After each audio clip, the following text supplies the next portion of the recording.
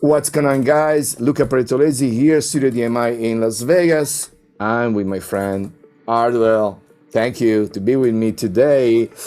We are talking about Spacecontrol, which is our passion and love in the past, year and more of coding this plugin.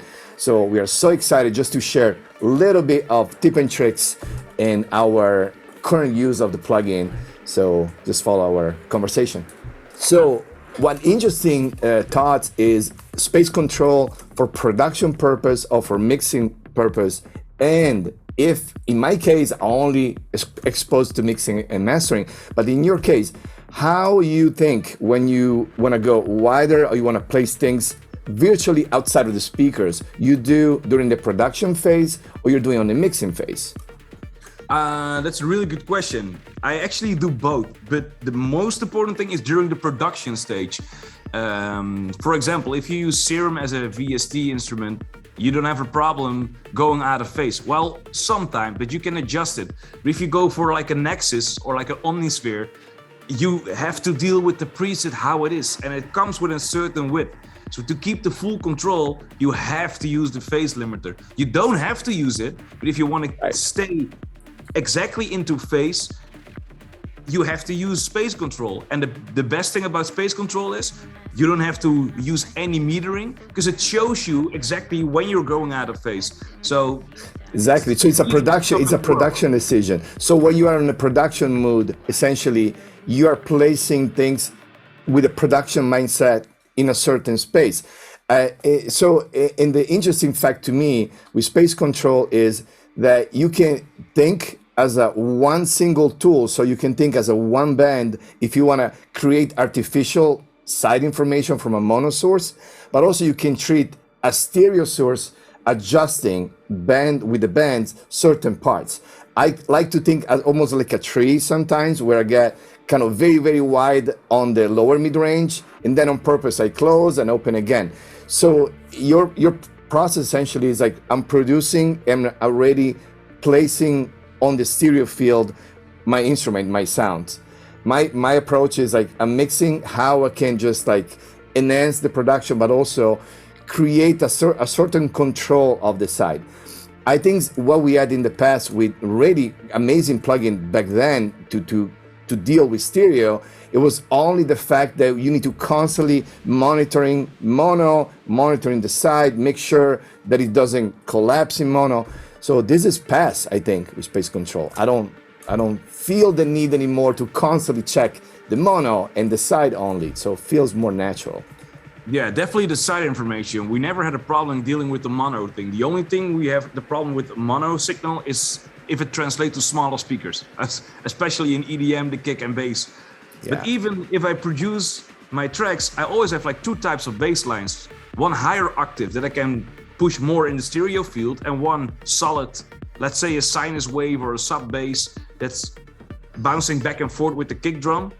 Exactly. But now with Spacecontrol, I can place that let's say stereo bass information in the perfect phase alignment compared to my sub, my mid signal, and like the super wide lead sounds.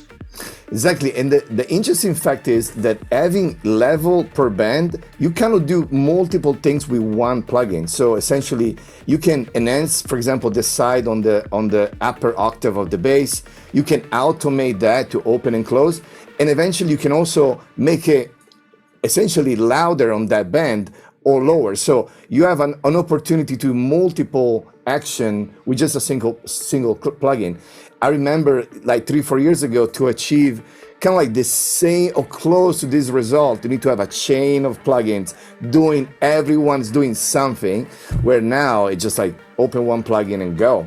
So that's funny that you mentioned that. I had like 5 different stereo widening plugins or enhancers, and I only have Spacecontrol because everything is just built in. Like it's built in. But yeah, even when we start talking like over a year ago, the conversation was, wow, like the manipulation of stereo information, especially for the music that I'm exposed as engineer, and of course you are as a producer engineer yourself. it's always like try to get creative to use multiple plugins and say how cool it is to have one single one that does everything and it's light on CPU, there's no latency, there's no concern. That's why just like to have multiple of space control to do different things, it's so cool. I start playing with automations. That's something now that I love doing it. Just open the side and close the side and do builds with the side just close and then close to the drop, open the side. So I enjoy doing that a lot. I actually did that like a lot. Like even in my older production, I just closed the whole stereo image. What I'm doing right now with Space Control, I look at the main lead. So what's the main frequency on the drop? And I use that frequency before the drop to narrow it all the way down and then open it up back on the drop itself. So you have like, I always try to explain the stereo field like a flower, you know? It's exactly. It's like coming to life. I love it because you use the flower and I use the tree, and I always say, you know, I make the mono, which is the tree like this, and then the trees open up and then close and open. So yeah, I kind of do the same. Well, that's awesome. Well, in general about like mid-side processing, I'm looking to do a webinar, and then who knows, maybe I'll be lucky to have you as a quick guest. Who knows? We'll see. But the topic is going to be mid-side processing, and of course Space Control is going to be the tool to do that. I think there is so much now that, for example, Dolby Atmos and other spatial type of mixing, they're getting more popular. Having not a properly stereo quality mix feels so small. So that's why we want to kind of have the gap between a stereo mix and an immersive mix in the future has to be something in the middle. So to have plugin that help us with manipulation of the stereo field, we kind of like get a little closer when you switch between the two. So, and I think Space Control, just as a simple utility tools, it's unbelievable. So just I was just playing with mono piano, mono pads, it just creates stereo information. That's it. It's amazing because it's not a chorus. It's not an artificial thing. It's just like generally you can create artificial stereo information in a very organic way. So amazing. It sounds amazing, even with like the linear phase on it. You don't have phase shifting by expanding your stereo image. Even as you mentioned, using a mono sound, making it stereo, even with a pad sound. Normally it already sounds like super stereo, but even with a mono pad, it sounds amazing. It sounds super natural. I bet if you do like a hearing test, like an A/B test, like half of the people won't even notice.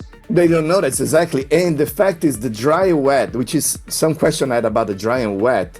I always try to explain that imagine that you can just like set up your width and set up the type of spread that you want. Now the dry and wet is literally as a parallel that you can do parallel compression or use it as a reverb. That's your wet and dry of how much you want to feed on the stereo part your signal. So having that multiply in multiple bands, it's mind-blowing, in my opinion. Definitely. And even the visual part of Space Control, besides like all the amazing functions it has, I don't even know a plugin that's visually so representing the stereo image. You can tell when it's out of phase. You can adjust it with one knob. It works perfectly. Yeah, you can mix it with your eyes. I mean, literally, you just take a look at the plugin. They'll tell you right away.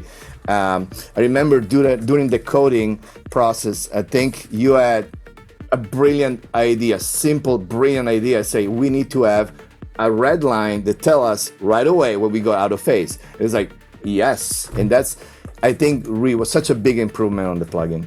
Phase correlation, the old school metering, you only see the 0, -1, and bouncing. Yeah, like that. Yeah. But if you use a stereo imager or enhancer like Space Control on multiband on different frequencies, it's way easier to see it like in a waveform way. That's so true. That's so true. And in a multiband makes even more sense because now you might have a certain octave that everything's still in phase, but then you might have additional transient on the upper mid range that goes out of phase. So having a clear visual representation, oh wow, it's going out of phase on the top, that you can control it. It's so good. and then be able, which is another great thing, is to control the output level and do a proper gain stage when you're not raising the level, you're open the sound. So the output gain and be able to click and just like match the input, that's on point. It works like a charm. It works so Yes, well. sir. Amazing talking to you. Well, we're gonna probably get more questions from Spacecontrol users, but I think today we just kind of like break the ice on few things that are really, really important.